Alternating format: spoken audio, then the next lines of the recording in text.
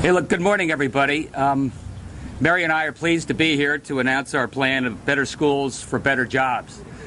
And I think the group we have behind us here in front of the Michael Fox School, which is a compact school, first compact school here in Hartford, tells the story about the importance of really reforming education to make sure that each and every one of our kids gets a fresh start, a fair shot at the starting line of life.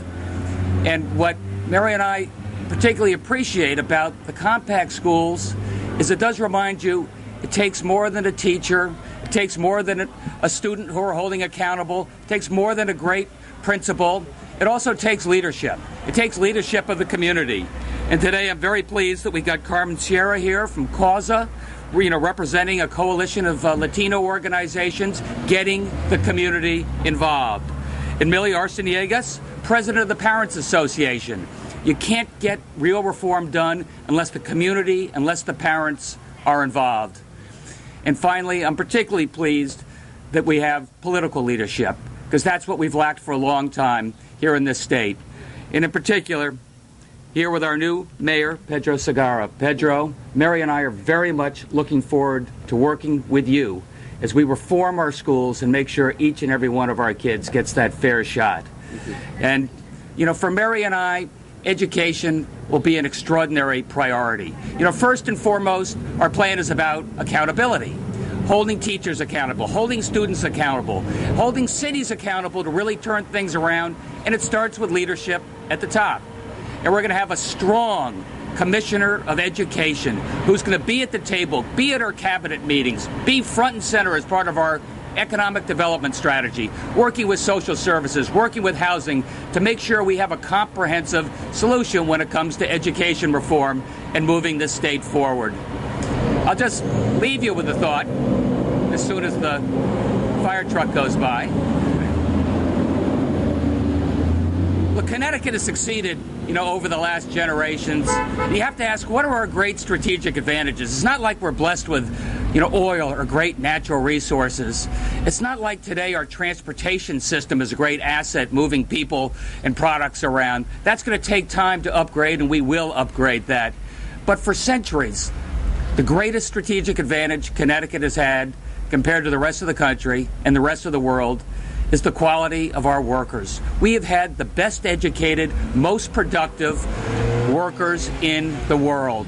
And that's why reforming our education, making sure our young people are ready for the 21st century jobs, ready to integrate community colleges along with the rest of our programs so we can insulate and rebuild a lot of the housing we right here, bringing down energy prices, making sure that our kids have the best access to science and math and engineering so that we can rebuild our roads and bridges, so that we can make sure they're prepared for the 21st century jobs in life sciences and biotech. That is Connecticut's great advantage. We're still doing pretty well. We are going to do a lot better if Mary and I have the opportunity to show the leadership we can to bring education back into the 21st century and make sure our kids have that very best shot. Look, with that, it's my great honor to introduce our freshly minted mayor here in Hartford, Pedro. Nice to see you, my friend. Thanks for being here. Thank you, and welcome. There is no one single priority that can be more important to me as mayor and to this city than that of education. But I think that we need to do what Lamont has indicated, which is connecting the different dots. Behind us, we just not only have a school, we have an architectural gem. This is the old Buckley High School. You need to go inside and admire not only its fine architecture, but great stained glass windows.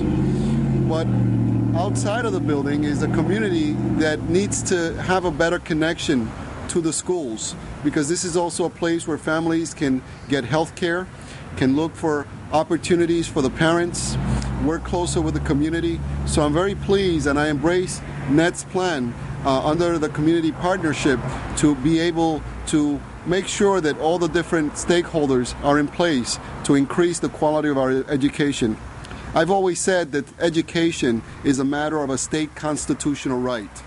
It is written into our state constitution. And the question becomes, given the fact that that is a state constitutional right, are our citizens getting that constitutional right? Or are we going to be burdened at the local level with having to make all the sacrifices that we're doing in order to get it right? So I embrace this. I embrace what you can do to make some changes in this area that will lead us. And I want to introduce Mary Glassman, or Carmen Sierra, who will speak to you next. Thank you so much, and I look forward to continue to work with you, Ned and Mary, to make sure that we move our educational reforms and agenda ahead. Thank you, Mayor. My name is Carmen Sierra, and I'm a resident of Hartford, and I'm also a parent of 2 wonderful children that goes to the Hartford School, and a former PTA president at Kennelly Elementary School.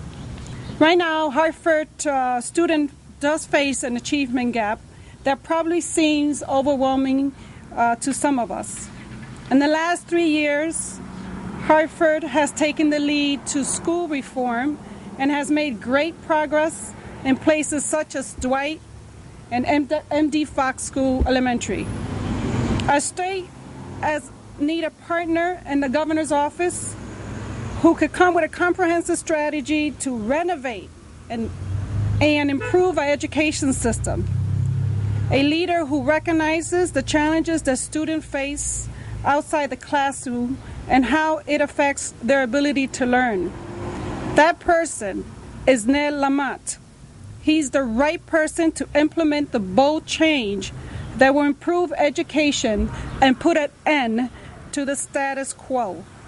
His plan to ask for resignation of the State Board of Education to replace them with educational experts is only one example of boldness of his educational plan to improve education for all children.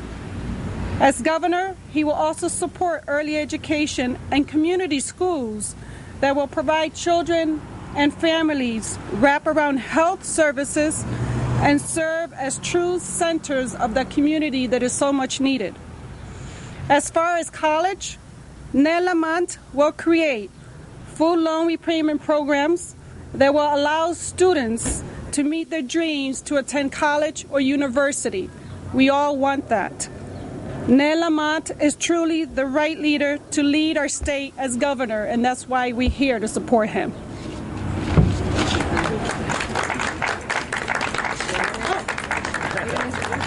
So next is Millie Arciniegra, who is the president of the Hartford Parents Organization Council, and she's here with her team.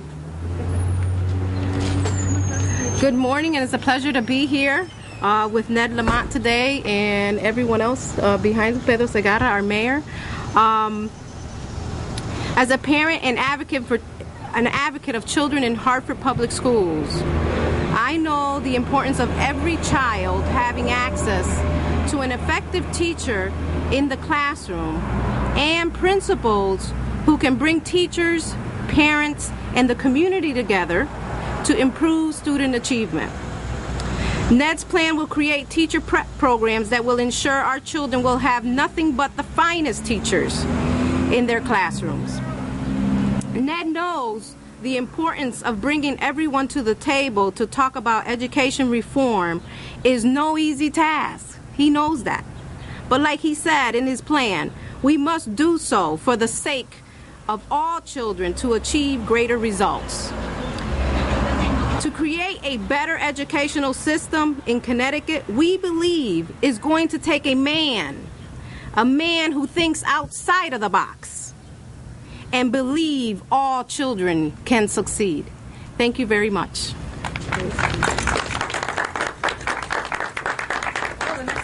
Thank you. I'm Mary Glassman. I'm Ned's running mate for Lieutenant Governor. We want to thank you for joining us here today. We want to thank all the leaders here. I think what you're seeing is a different approach to education. In our state, the wealthiest state in the country, we have the widest education gap anywhere. The poorest children live in the capital city of Hartford, and we need a new approach to education to solve that. Education is an emergency. We only get one chance to make sure that every child in our state has an opportunity to get an education and to succeed. And that's what Ned and I plan to bring to Connecticut.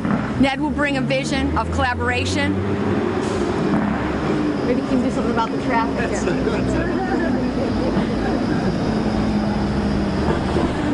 Ned will build a partnership, as you see here today. He will work with the mayors of our cities.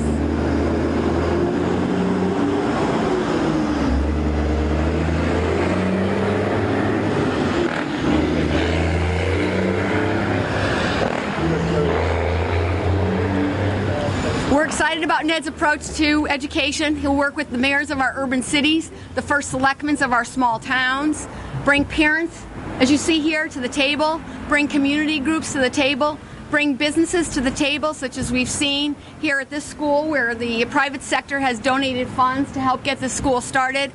We'll bring a new approach and make sure that every child in Connecticut has an opportunity to succeed.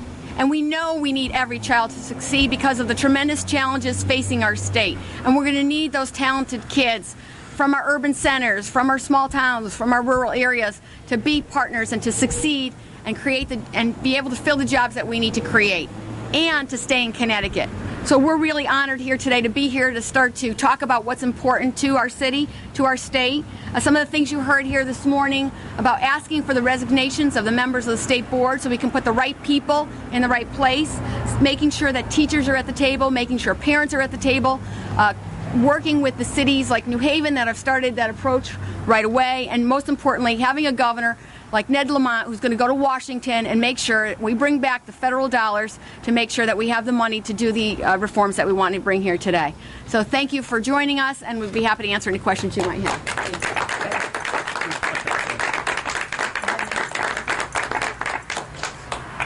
I had a question about the political appointees on these state boards. Would you not have appointed Linda McMahon to the state board as Governor Rell did? Look, probably not. Not bad having somebody from the business community represented there. But I want people who are really committed to education, education reform, people who have been involved in the schools, people know the importance of education to our future. So yeah, we're going to take a look at all those leaders and all the boards and commissions and see why they're there and make sure we have a group that's proactive and ahead of the curve and making a difference. And Chris, most importantly, is a really strong commissioner of education, sits right with Mary and I, right there as part of our cabinet. So we have them integrated into all of our plans and economic and community development plans going forward. I mean, we're not going to get by unless our education is reformed and make sure that's a real asset for the state of Connecticut. Tell me more on the standards. I mean, did you say you wanted people with education experience? I'm not really clear on this. In other words, you're not ruling out business people, but I think you said you wanted people with more education experience. I wasn't really sure on what you're looking for. I want people who are committed to education reform and are going to be committed every day to make sure we have more compact schools and more magnets and ways that we can hold people accountable, ways that we can involve the community. But it does take a community. That's why we're here right now. That's why we're at a compact school. And it does involve the not-for-profit. It involves the parents. It involves the business community. I want those people at the table, but I want people who care passionately about education and education reform and every day are rolling up their sleeves. I want to be able to look them in the eye and make sure they're going to be proactive members of those boards and commissions. You said you wanted a really strong commissioner of education. Are you suggesting that we need a different commissioner? I'm going to take a fresh look at that. You know, let's see how we do on the race to the top. You know, I think we were a little slow off the draw in this state for a long time there, and I think we left a lot of folks behind. I know we've come forward since. I think we put together a good plan that came out of the legislature. I think we have a better shot. So I'm going to reserve judgment. I'm not going there. But I do think you understand that I want somebody who's going to be a strong, proactive commissioner so that we deal with higher ed all the way down K through 12 and pre-K so we make sure that we have an integrated system going forward. You know, just talking about some of the magnet schools and how some of these kids, you know, get tracked relatively early in some of these programs and see how that plays off as you go on to community colleges and VOTEC and CSU. You know, I've been a professor at CSU. I've been a part-time volunteer teacher down at a school in Bridgeport. I mean, I've been involved in education at different levels, and I think those are the types of people you want on these boards and commissions. They have an experience that they bring to the table. The biggest concern right now that I hear from most superintendents, teachers, principals, is the fear of what's going to happen in the next budget the loss of stimulus money, huge gap in the education cost-sharing grant. What are your thoughts on how you'll deal with that tremendous budget crunch? Well, I mean, I think you can sense that for Mary and myself, education will be our top priority. We're going to do everything we can, at least at a minimum, to hold our schools harmless. So the superintendents and the cities, at least you know early what you can count on. See if we can replace those federal monies. See if we can relieve some of the mandates. Give you some more incentives in terms of regionalization so we can bring down the costs. But most importantly, let you know what that number is. So for planning-wise, we're going to be able to do everything we can to keep the teachers in the classroom and make some savings elsewhere in the system. As we get the wind to our back, we get a reformed structure going forward, we bring down the overall costs of government, then property tax reform is going to be a fundamental priority for Mary and me. So we take a lot of the burden off of the property taxpayers. We have a more equitable system when it comes to financing education. Anything you'd like to add? As a first selectman, I know the impact and the pressure on cities and towns, and we hear the layoffs of teachers all across Connecticut.